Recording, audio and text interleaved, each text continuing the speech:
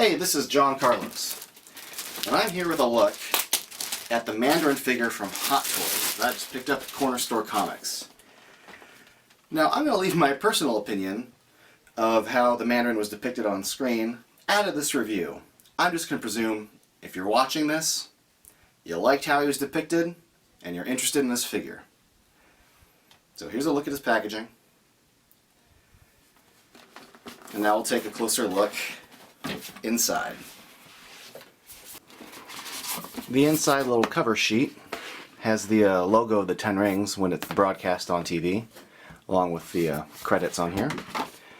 And then inside here we've got the actual figure itself.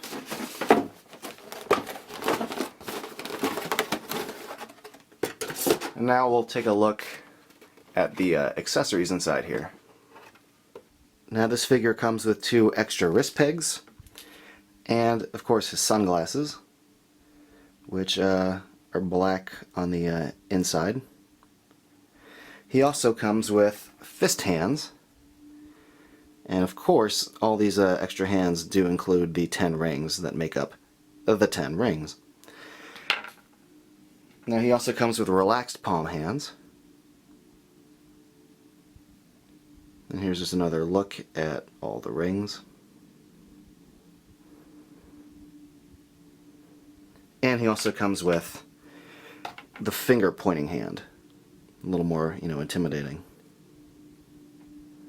He also comes with this awesome chair. Of course, he would have to come with this chair. It is like one of the biggest elements of the marketing campaign, and a big part of his Mandarin videos that he makes.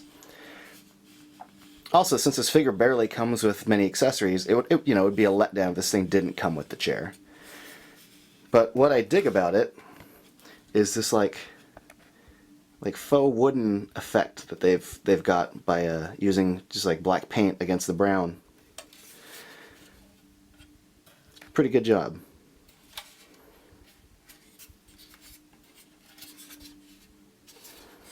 And of course the figure comes with the standard Hot Toys figure stand.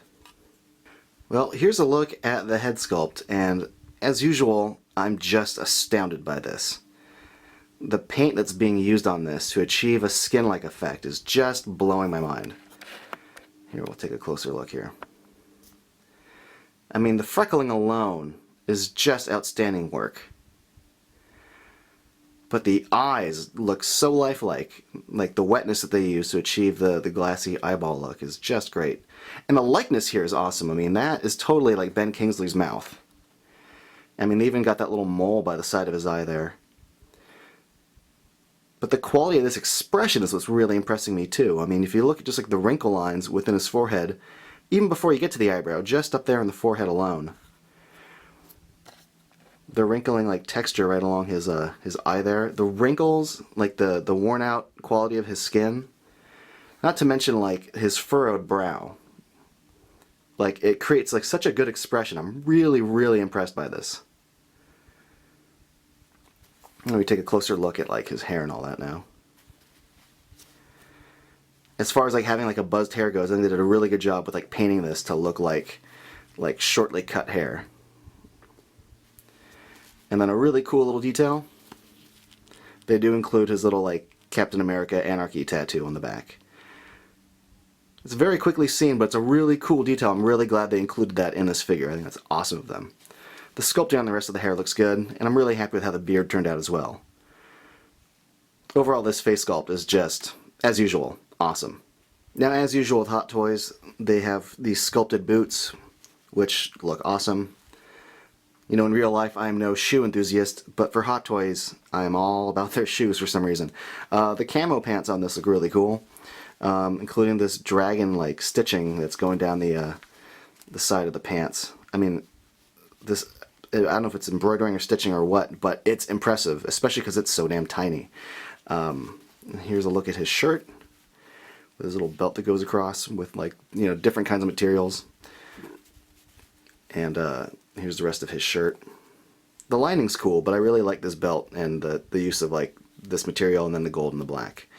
But where this figure gets really impressive is his robe. First of all, the Robe's got like a green on green flower pattern. And it looks really good when you see it in person. I mean, from far away it's a little more subtle, but all this little pattern work being done looks really cool. And then speaking of flower work, there's like flower stuff painted on the sleeves, like the cuff of this. And it looks really good. It's really tiny, tiny paint. I can't imagine anyone sitting down and painting that. And on top of that, it's got these little circular disky things going all along the cuff. On top of that, there's even more details. I like that all these are little solid plastic pieces that are attached. We got them over here too. And then this little inside of the collar here. This textured material is really, really impressive. I just, one thing like Hot Toys doesn't mess around with is their outfits. And this figure is like a shining example of that. Even just the little buttony things going down the side of his coat. I know they're not actual buttons, but they're button shaped. And then one other little detail that I really like about this thing, that's crazy awesome, because they didn't need to include it, is inside this hood right here. I don't know if you can hear it. There's a magnet. So you don't have to ever worry about this like fluffing up when you're trying to like lay it down. It'll always like hold down. And that's a nice little detail that I really did not expect them to include that. I guess we'll try to put the hood on over him. Looks pretty good. So here's a look at the costume itself while it's standing. You can get a whole look at the flower pattern that's on there. Now the collar that kind of goes over his left and right shoulder connects in the back with these little snaps. I do not recommend you unsnap them, simply because I don't really see the reason to unsnap them. And also his hood, my only nitpick about this is the hood is a little fluffy. You can see that it does kind of rest above his head. That's the top of his head, and that's how much it kind of floats above it. It'd be cool if there was some wiring in here that maybe allowed it to be bent and then held in place. But other than that, I really dig this figure a lot. Yeah, we can just put the little sunglasses on him. And he's ready to rock. And here he is sitting in the chair. Now I switched out his left hand for a fist and his right hand for the wider palm. The articulation on this figure is really good. I didn't really show it off to you guys because, to be honest, I get kind of bored by that unless there's something wrong with it. But there is nothing wrong with it. The legs are a little restricted by the pants if you're trying to make them do the splits, but I can't see why you'd ever make them want to do the splits. The arms and torso all have good articulation. I will point out that his arm makes a little ratchety click sound when you get to the center, but it's not a problem. It just happens to make that sound. Overall, though, I dig this figure a lot. Now, I'm a big fan of Ben Kingsley as an actor. Between, Gandhi and Sexy Beast, he's like one of the best. So, if you pretend that, Thunderbirds and some stuff didn't happen. I like this figure a lot. I think it's a great, sculpt of him. The paint is outstanding. The beard looks cool. Solid.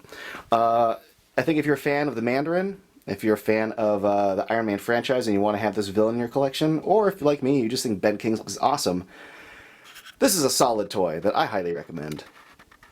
I recommend a lot of figures, but when it comes to Hot Toys, I'm usually really impressed. Thanks for watching. Oh, and if you're feeling a little silly, these two combine to make a perfectly adorable love seat.